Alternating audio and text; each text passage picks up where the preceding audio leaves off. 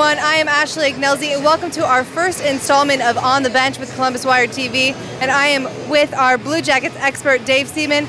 And Dave, I wish we were opening this very first installment of the 2010 season with better news, but the Blue Jackets were defeated at home in their home opener 5-2 to Chicago.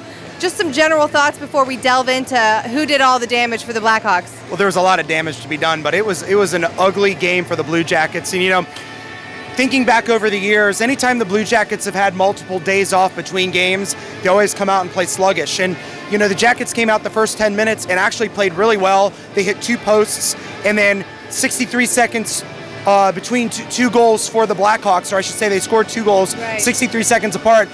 And it took kind of the wind out of the sails of the Blue Jackets. They played catch-up the rest of the game, and you could definitely tell that the Blue Jackets were the team that had to travel halfway across the world over the last 7 days. Those first 2 goals in the first period were Victor Stahlberg and Marian Hossa. We were, we didn't execute. We weren't sharp at all, and you can say he had so many days off and tough coming back. I mean, sure you can say it, but bottom line is we got to go out there and do our job and make it.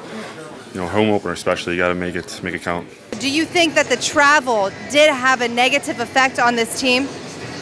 You know, it's hard to, the players aren't going to use that as an excuse. Umberger did say that was probably part of the issue.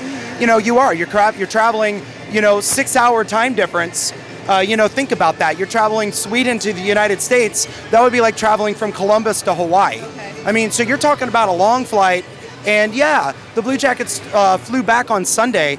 They had a day off, but 6 hours is 6 hours. I mean, the couple times I've been to California, that's a 3-hour time change, and it takes me a good week to kind of get back into the East Coast, West Coast flow. So if you had 3 more hours onto that, I'm pretty sure that had something to do with their performance tonight. Christian Huselius also getting on the board for the Blue Jackets, but regardless, 5 goals scored on the Blue Jackets. They play tomorrow, Saturday, in Minnesota. Who do you start as a goalkeeper? Matthew Garon. He's got to get his first start of the season. Garon played well against Minnesota in an exhibition game here at Nationwide, 3 weeks ago. So, Mason played very well the 2 games in Sweden. Only gave up one regular strength goal. The other goals he gave up were power play goals. Friday night against the Blackhawks, it was ugly. Outshot 40-32. And Mason stood on his head for the first 10 minutes and gave up or had some really strong saves at various points in the game, but Chicago just kept coming in waves. I mean, that was the defending Stanley Cup champions out there, and that was without Patrick Kane in their lineup tonight. So, if you're Scott Arniel, what do you go back to the drawing board with from this game?